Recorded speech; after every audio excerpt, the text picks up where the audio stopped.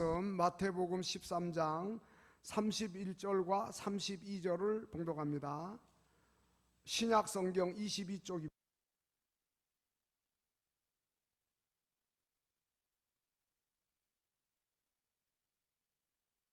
비유를 들어 이르시되 천국은 마치 사람이 자기 밭에 갖다 심은 겨자씨 하나를 같으니 이는 모든 씨보다 작은 것이로되 자란 후에는 풀보다 커서 나무가 되매 공중의 새들이 와서 그 가지에 깃들이느니라. 아멘. 시온 찬양대의 찬양으로 하나님께 영광을 돌리겠습니다.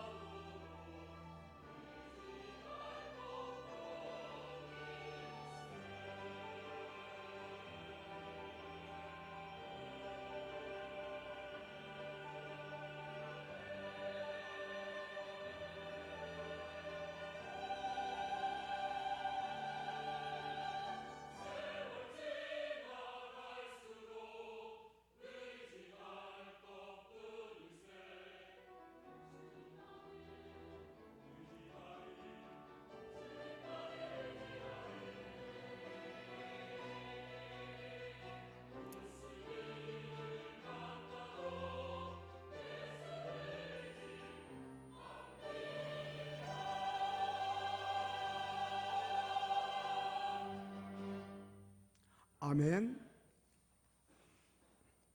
마태복음 13장에는 천국에 대한 비유가 가득합니다. 씨 뿌리는 비유를 비롯해서 알곡과 가라지 비유라든가 누룩 비유라든가 또 밭에 감추인 보화 비유라든가 진주를 구하는 장사에 대한 비유라든가 또 각종 물고기를 모으는 그물에 대한 비유가 있습니다. 그 가운데 오늘 본문은 천국은 마가복음에는 하나님의 나라라고 이야기했는데 마치 겨자씨 하늘과 같아 이렇게 설명하고 있습니다. 천국은 마치 사람이 자기 밭에 갖다 심어놓은 겨자씨 하늘 같아 이렇게 말씀하고 있습니다. 그런데 그 겨자씨가 얼마나 작은지 땅에 떨어지면 찾기가 어려워요. 그리고 아주 작아서 입으로 불면 훅 하고 불면 입기운에 의해서 날아가 버리는 거예요. 겨자씨를 누구에게 구경시키려고 하다가 땅에 떨어뜨리면 찾기가 여간 어렵지 않다고 합니다.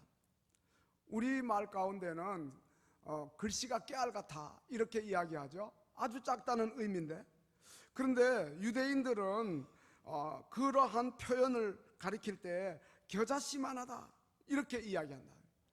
유대인들은 이 돈이 얼마나 있느냐라고 질문받았을 때 돈이 아주 작다 할 때 조금밖에 없다, 그걸 겨자씨만큼 작다 이렇게 이야기한다고 합니다. 이 겨자씨는 벼룩만 한데 중요한 것은 이 작은 겨자씨 안에 생명이 있다는 거예요. 사람들 보기에는 아주 작고 미미한데 근데 그 안에 생명이 있다는 사실이에요. 그래서 이것을 땅에다가 심어 놓으면 생명이 있으니까 시간이 지나는 동안에 우미 돋고 싹을 내고 가지를 내고 꽃을 피우고 열매를 맺고 그리고 큰 나무가 되고 큰 숲이 되어 가지고 새들이 그 안에 깃들게 된다는 거예요. 그러므로 우리는 이 겨자씨에서 아주 작은 현재의 모습만 볼 것이 아니고 그 겨자씨가 자라서 큰 나무를 이루고 큰 숲을 이루고 새들이 깃드는 그러한 것을 우리가 생각을 해야 되는 거죠. 씨앗의 중요성은 크기에 있는 것이 아니고 생명에 있는 것이고 거기에 씨앗의 신비가 있는 거예요. 근데 예수님은 하나님의 나라를 그와 같다고 말씀하십니다. 천국은 생명의 씨앗과 같아. 천국의 주인이신 예수 그리스도가 생명의 씨앗이고 그리고 예수님의 십자가와 그 부활의 복음이 바로 생명의 능력이 된다는 거예요. 사도 요한은 요한복음 1장 4절에서 그 안에 생명이 있다 이렇게 말씀하고 있습니다. 그러므로 예수님을 소유한 자는 생명을 소유한 자가 되는 겁니다. 예수님이 겉으로 볼 때에는 겨자씨 하늘같이 미미하고 작게 보일 수 있어요. 베들레헴의 그 마구간에서 그 구유에서 누워 있는 예수님, 이스라엘 변방 나사렛에서 가난한 목수의 아들로 자라신 예수님, 그리고 마지막에 사형틀인 십자가에 달려 처참하게 죽임을 당한 그 예수님을 볼 때에 그 막강한 로마 제국의 눈으로 보고 로마 군대의 눈으로 보고 당시의 유대 종교 지도자들 바리새인 사두개인들이 볼 때에 정말 하늘의 작은 겨자씨처럼 보였을 거예요. 예수님의 제자들도 마찬가지예요. 예수님의 제자들도 보면은 갈릴리 바다의 어부 출신이고 그리고 로마 나라의 앞잡이로 유대인의 미움을 받는 세리 정도고 뭐 예수님을 따르는 자들도 막달라 마리아 7 귀신 들렸다가 고침받은 그런 여인 정도지요. 그러나 예수님 안에 사람을 살리는 생명이 있는 거예요. 요한복음 14장 6절에서는 내가 곧 길이요 진리요 생명이니 나로 말미암지 않고는 아버지께로 올 자가 없다. 예수 그리스도가 진리되고 생명되고 길이 되기 때문에 예수님으로 말미암아 하나님 앞으로 갈 수 있다는 거예요. 또 요한복음 7장 37절 38절 보면 누구든지 목마르거든 내게로 와서 마시라. 나를 믿는 자는 그 배에서 생수의 강이 흘러나리라. 예수 그리스도가 생명이 되시는 것을 이렇게 말씀하고 있고, 예수님의 제자들이 온 세상에 전한 예수님의 십자가 부활의 그 복음은 인류를 살리는 그러한 생명의 복음인 거예요. 하늘의 작은 겨자씨 같지만 그러나 예수님을 소유하면 그 안에 생명이 있어서 하나님의 나라가 시작되는 거예요. 그 시작은 겨자씨 하늘처럼 비록 작게 보이고 미미하게 보이지만 그러나 그 안에 생명이 있고 능력이 있고, 그래서 예수를 소유한 사람, 생명의 능력을 소유한 사람, 세상이 감당하지 못할 이러한 사람들이 되는 것입니다.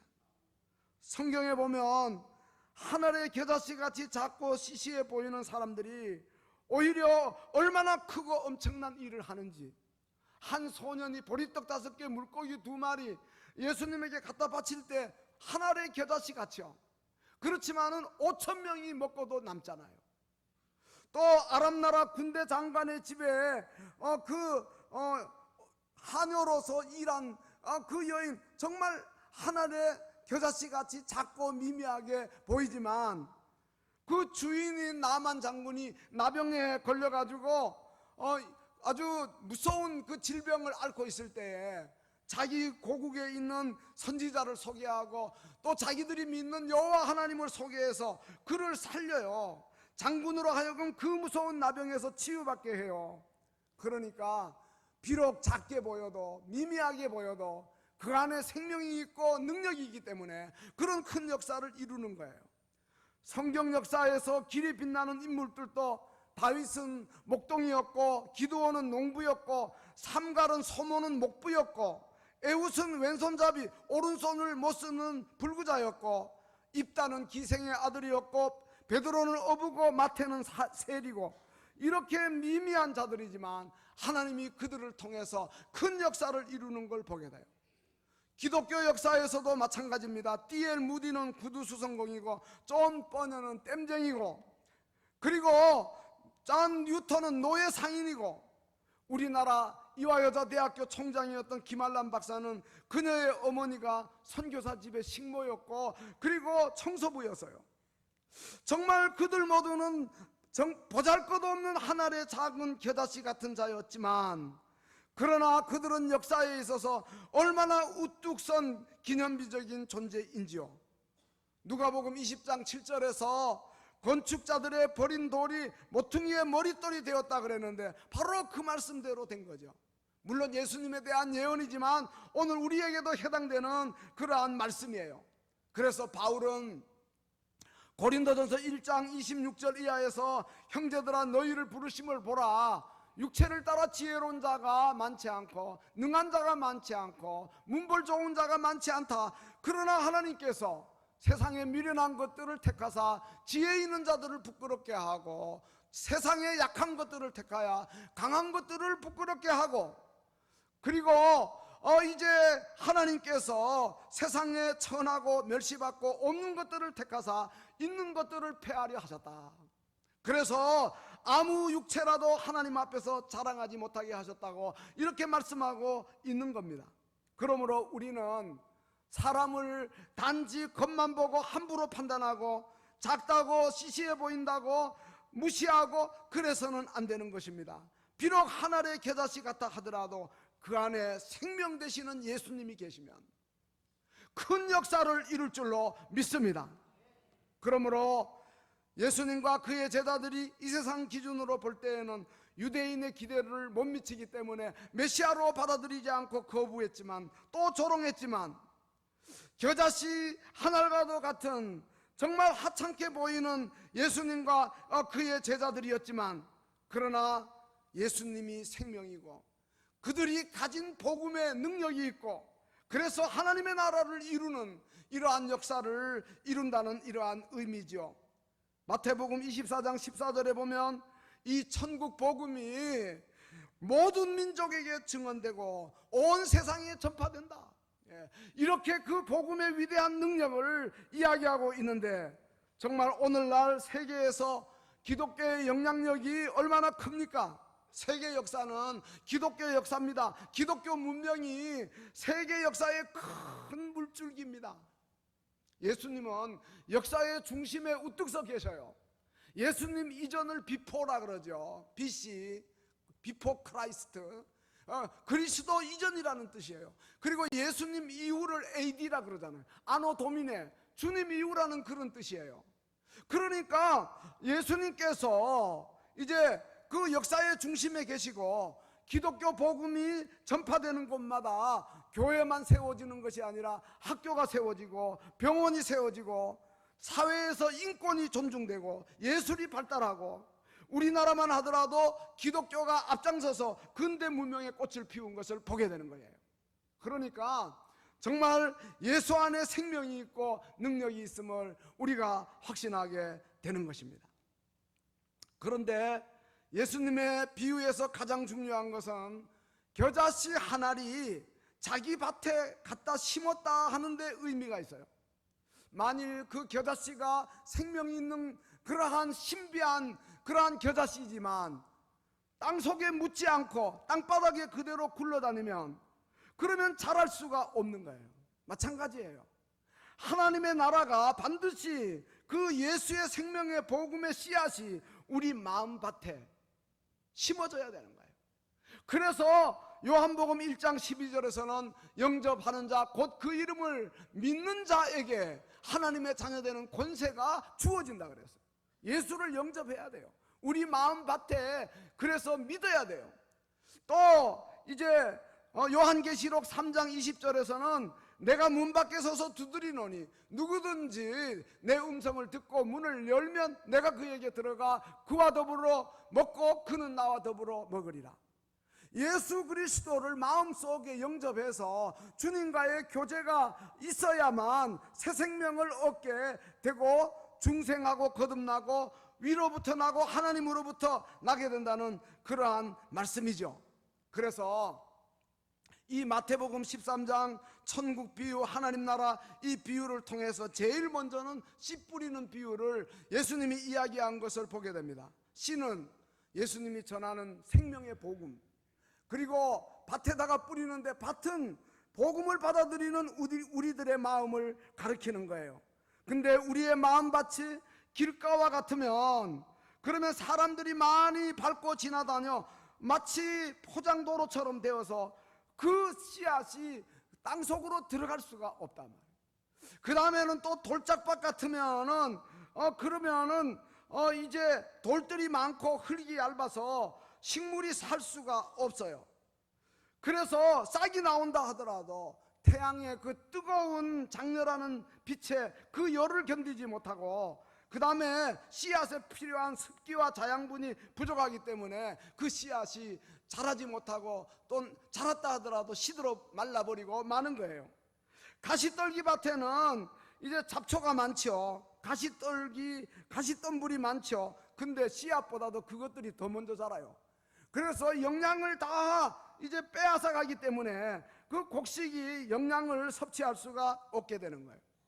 그러나 흙이 부드럽고 기름진 좋은 땅은 30배, 60배, 100배의 결실을 맺게 된다, 이렇게 말씀하면서 우리들의 마음밭이 그러해야 할 것을 예수님은 설명하고 계신 것이죠. 그렇습니다. 자기 땅에 심겨진 겨자씨 하나입니다. 사랑하는 성도 여러분, 우리들 모두가 옥토와 같은 마음밭이 되어서 생명 되시는 예수님, 그 능력의 그리스도의 복음이 우리들 마음에 잘 자리 잡아서 하나님의 나라가 이루어지고 또 우리를 통해서 하나님의 나라가 확장되는 이러한 은혜가 있으시기를 주님의 이름으로 축원합니다. 그래서 큰 나무를 이루고 큰 숲을 이루고 새들이 와서 깃들고 그늘이 되어서 그 아래 사람들이 쉴 수 있는 이러한 자리에 우리가 이르러야 된다는 것이죠. 러시아 이 구소련이 1917년에 볼셰비키 혁명과 함께 공산주의 국가가 되었습니다. 그런데 이 공산당 정부는 기독교를 말살시키기 위해서 정책적으로 예배당을 전부 폐쇄시켰어요. 그런데 이 사람들이 할머니들의 신앙생활에 대해서는 간섭하지 않고 무시했다 그래요. 저 할머니들이 교회만 폐쇄해 놓으면 자연스럽게 그들의 신앙은 사라질 것이고, 그리고 자기들 하는 일이 그저 집안에 머물면서 마당이나 쓸고 마루나 닦고 걸레나 짜고 이렇게 무기력하게 살지 않겠느냐 생각한 거예요. 그런데 공산당국에서 그렇게 생각했던 아주 영향력이 아주 작고 미미한 것처럼 보이는 이 할머니들이 그들의 믿음과 영성을 가지고 손주들의 요람을 흔들었어요. 지금 러시아의 그 교회들의 그 부흥하는 지도자들이 어려서부터 바로 자기 할머니들이 잠자리에서 들려주던 찬송 소리, 또 무릎에 앉혀놓고 들려준 성경 말씀, 그리고 그 손주들을 위해 간절하게 하나님께 기도하는 그 기도 소리, 비록 예배당이 없어도 바로 미미하게 보이고 작게 보이는 하늘의 겨자씨 같은 그 가운데 생명의 복음이 어린 것들 마음에 역사했다 이 말이에요. 그래서 그들이 좋은 지도자가 되었는데요, 복음의 위대한 능력을 이야기하는 거예요. 마치 모세가 애굽의 궁중에 들어가서 그 바로의 공주의 아들이 되어 그 애굽 궁중 항문을 터득하고 그 다음에 무예를 연마하고 그랬잖아요. 그런데 이제 그것보다 더 모세에 영향을 끼친 거는 뭡니까? 모세의 친어머니가 유모로 들어갔단 말이에요. 유모를 그 유모의 영향이 얼마나 되겠나 싶었지만, 그러나 오히려 그 유모인 자기 친어머니가 모세에게 히브리 민족 정신을 일깨웠고, 그리고 여호와 하나님에 대한 신앙을 심어준 거예요. 그래서 히브리서 11장 24절 보면 믿음으로 모세가 장성해가지고 바로의 공주의 아들이라 칭함받는 거 거절하고 도리어 하나님의 백성과 함께 고난받는 거를 죄악의 낙을 누리는 것보다 더 좋아했다 이 말. 이러한 일이 어디에서 나왔는가? 바로 생명되는 복음의 능력을 통해서 되어진 것을 우리에게 보여줘요. 중국 교회도 마찬가지예요. 지금 중국 교회가 핍박을 많이 받고 있습니다. 그러나 지하교회뿐 아니라 삼자교회까지 부흥하고 있는데 기독교 신자 수가 1억이 넘는 것으로 추정되고 있습니다.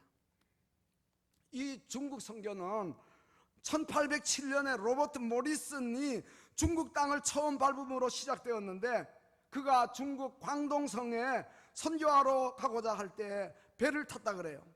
근데 선주는 이 모리슨을 비꼬는 말로, 모리슨 씨, 이 중국이 대국인데 이 넓은 땅에 만연한 우상 숭배가 당신 한 사람 영향으로 어떤 무너질 수 있겠느냐, 이렇게 이야기했다 그래요.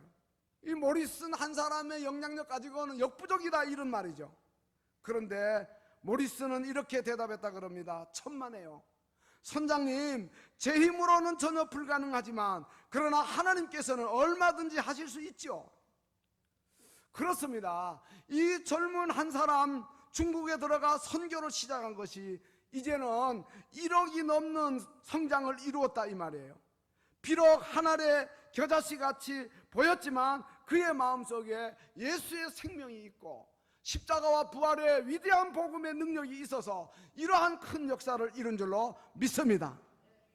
바로 예수님께서 들려주시는 겨자씨 비유 하나님 나라 운동은 이러한 의미를 담고 있는 것입니다. 기독교 복음은 또 그리고 이제 그 복음을 전하는 전도자들이 비록 하늘의 겨자씨처럼 매우 작고 미약하게 보일지라도 그가 전하는 복음은 위대하고 그 안에 있는 그 생명, 복음 안에는 생명이 있기 때문에 우리에게 무한한 가능성을 바라보게 하는 꿈과 비전의 메시지가 되는 것입니다. 기독교 복음은 그 안에 생명의 능력이 잠재되어 있기 때문에 베드로전서 1장 23절에 보면 너희가 거듭난 거 썩어질 씨로 된 거 아니고 썩지 아니할 씨로 된 것이니 살아있고 항상 있는 하나님의 말씀으로 되었다, 이렇게 이야기합니다. 하나님의 말씀이 능력이 있기 때문에 전도자가 능력이 있는 거 아니에요. 하나님의 말씀이 능력이 있기 때문에 그 말씀이 우리를 거듭나게 하고 위로부터 나게 하고 하늘로부터 나게 하고 하나님으로부터 나게 하여 중생하게 하고 새 사람이 되게 하고 새 생명을 주는 거예요. 그렇기 때문에 우리는 사람들을 교회로 모시고 와서 말씀을 듣도록 해야 돼요. 왜? 그 말씀 안에 능력이 있으니까. 복음을 듣도록 해야 돼요. 왜? 그 복음 안에 생명이 있으니까. 바울은 로마서 1장 16절에서 내가 복음을 부끄러워하지 않는다 그러면서 이 복음이 모든 믿는 자에게 구원을 주시는 하나님의 능력이 된다고 하였습니다. 그렇습니다. 복음에는 위대한 능력이 있습니다. 누구든지 이 복음이 사람을 변화시킬 수 있습니다. 고집센 사람도 이지적인 사람도 다 변화시킬 수 있고 불교나 유교에 쩌드른 사람도 복음 앞에 나오는 변화시킬 수가 있는 거예요. 왜냐하면 복음이 생명이고 능력이기 때문에 그런 것입니다. 그리고 그 복음이 나중에 자라서 큰 나무를 이루고 큰 숲을 이루고 새들이 들어와 깃들도록 한다는 말씀이죠. 미국의 한 주일학교 교사가 골목길에 놀고 있던 4명의 아이들을 교회로 데려다가 예수님의 그 복음을 잘 전했다 그래요. 근데 이 아이들이 교회 와가지고도 설교 제대로 듣습니까? 그냥 서로 이제 장난치고 떠들고 막 그럽니다. 그래도 이 선생님은 이 아이들에게 꾸준하게 하나님의 말씀을 계속 들려주었다 그래요. 근데 그로부터 30년이 지난 다음에 그 선생님이 생일을 맞았는데 4사람이 자기에게 생일을 축하하는 전보를 보내왔다는 거예요. 근데 그 주인공이 누구냐? 30년 전에 그 골목길에서 데려다가 가르쳤던, 성경을 가르쳤던 그 소년들이 자라가지고 어른이 되어가지고 사회 각계각층에 나가가지고 놀라운 영향력을 끼치면서 자기 주일학교 어렸을 때 선생님에게 생일을 기억하면서 축하 전보를 보낸 거예요. 한 사람은 중국의 선교사고, 또 한 사람은 연방정부 은행의 총재고, 또 한 사람은 미국 대통령의 비서고, 그리고 또 한 사람은 미국의 31대 대통령 허버드 클락 후보였어요. 어떻게 이런 일이 일어났을까요? 복음의 위대한 능력 때문이에요. 예수 생명이 그 복음 안에 있었기 때문이에요. 그 복음을 받아들이니까 그러한 놀라운 일이 일어난 거예요. 그러므로 겨자씨 한 알처럼 미미하고 작게 보여도 그 안에 생명이 있어서 큰 능력을 행사한다는 사실 우리가 기억하고, 여러분, 우리가 파라솔 전도할 때 뭐 전도지 한 장 받아가지고 그리고 만나가지고 우리가 이야기할 때 한 번 스치고 지나가서 어떤 일이 생기겠나 싶기도 하지만, 그리고 주일학교 교사들이 어린 학생들 장난치고 뭐 떠들고 그러는 가운데 제대로 설교도 안 듣는 것 같지만, 그리고 우리의 전도 대상자가 교회 나와 처음에는 아주 이제 믿음 생활을 열심히 잘 못하는 게 안타깝기도 하지만, 그러나 복음을 믿는 믿음 안에는 신비한 성장이 있다는 것을 기억하시고, 마치 농부들이 밭에다가 씨앗을 뿌리고 얼마 지나면 흙을 뚫고 나와 싹이 돋아나고 그리고 또 서서히 자라, 어느 날 가보니까 잠깐 사이에 곡식이 풍성하게 자라난 것을 보게 되는 것처럼, 내가 전한 생명의 복음을 받은 사람들이 그렇게 놀라운 성장이 있다 이 말이에요. 우리가 알지 못하는 사이에 그 믿음이 자라가지고 설교를 듣다가도 그 사람이 아멘하는 거예요. 그리고 교회 봉사하는 일에 기쁘게 참여하는 거예요. 11조를 비롯해가지고 정성껏 헌금 생활을 하는 거예요. 교회 건성으로 다니는 것 같은데 어느새 큰 믿음의 사람으로 변모되는 거예요. 우리가 전도한 사람이 바로 이러한 일을 이루는 것은 우리가 잘나서가 아니고, 바울은 고린도전서 3장 6절 7절에서 말합니다. 나는 심었고 아볼로는 물을 주었으되 하나님께서 자라나게 하셨다. 내가 자라나게 하는 게 아니에요. 하나님이 자라나게 하는 거예요. 복음이 생명이고 능력이기 때문에 그 복음이 자라고 꽃을 피우고 열매를 맺게 되는 것입니다. 그러므로 우리가 이제 전도한 사람들이, 또 우리 가족들이, 남편이나 아내, 자녀들이 믿음의 성장이 눈에 띄게 보이지 않는다고 너무 조급해하지 말고 답답해하지 마시고, 겉으로 늘어나 보이지 않아도 이미 그 속에서 믿음이 신비롭게 역사한다, 생명의 역사를 이룬다, 복음은 능력이다 하는 이러한 확신을 가지고 계속해서 기도하고, 그리고 또 신앙으로 잘 인도하는 우리 모두가 다 되어야 할 줄로 믿습니다. 예수님의 12제자 보세요. 3년 동안 뭐 믿음이 전혀 없는 것 같아요. 뭐 서로 자리 다툼이나 하고, 그 다음에 예수님 십자가에 달려 돌아가셨을 때 도망자나 되고, 그리고 부활하신 예수님 만나가지고도 부활을 의심하고, 그러한 자들이었는데 오순절 성령 충만 받고 난 다음에는 예수님의 십자가와 부활을 담대하게 증거하는 그런 주님의 제자가 되고, 히브리서 11장에서 말씀하는 것처럼 세상이 감당치 못할 믿음의 사람들이 된 것을 우리가 보게 되는 것입니다.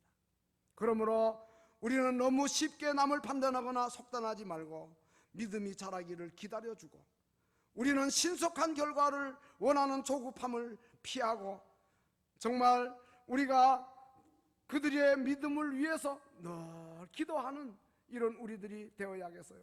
오늘 본문에 보니까 사람이 자기 밭에 갖다 심은 겨자씨 한 알, 그리고 또 뭐라 그랬습니까? 모든 씨보다 가장 작은 것이, 그러나 그것이 자라서 풀보다 커지고 나무가 되고 공중의 새들이 나와 깃들일 만큼 큰 숲을 이룬다고 말씀하고 있는 것입니다. 그렇습니다. 우리가 비록 하늘의 겨자씨와 같아도 예수 안에 있기만 하면, 그리고 이제 우리가 전하는 그 복음이 뭐 사람들이 볼 때에는 대단하지 않게 보일지 몰라도 그 안에 복음의 위대한 능력이 있다는 것을 기억하고, 마태복음 17장 20절에서 예수님 말씀하셨습니다. 너희에게 겨자씨 한 알만한 믿음만 있어도 이 산을 명해서 여기서 저기로 옮겨지리라 하면 그대로 되고 너희가 못할 것이 없다. 왜?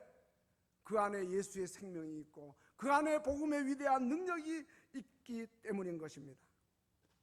그러므로 우리 주변에 아직도 예수 믿지 않는 사람들 많습니다. 우리가 기회가 주어지는 대로 그들에게 복음을 전해야 할 것입니다. 그들이 지옥 가지 말고 천국 가도록 하여야 할 것입니다. 모든 사람들을 예수 생명을 가슴에 품은 겨자씨 같은 믿음의 사람으로 만들어서 그 안에 하나님의 나라가 이루어지고 그들을 통해서 하나님의 나라를 확장시켜 나가는데 쓰임받는 우리 모두가 되어야 할 줄로 믿습니다. 사실 예수님과 그가 세운 나라를 앞에서 말씀드린 대로 로마 제국이 볼 때에는 대수롭지 않아요. 그리고 유대 종교 지도자들이 볼 때는 업신여김과 경멸의 대상이에요. 그러나 그 안에 생명이 있고 능력이 있었기 때문에 예수님과 그의 나라가 얼마나 크고 위대한 나라인지요, 역사가 증명하고 있다고 앞에서 말씀드렸고요. 그리고 그 나라는 이 땅에서만 끝나는 나라가 아니잖아요.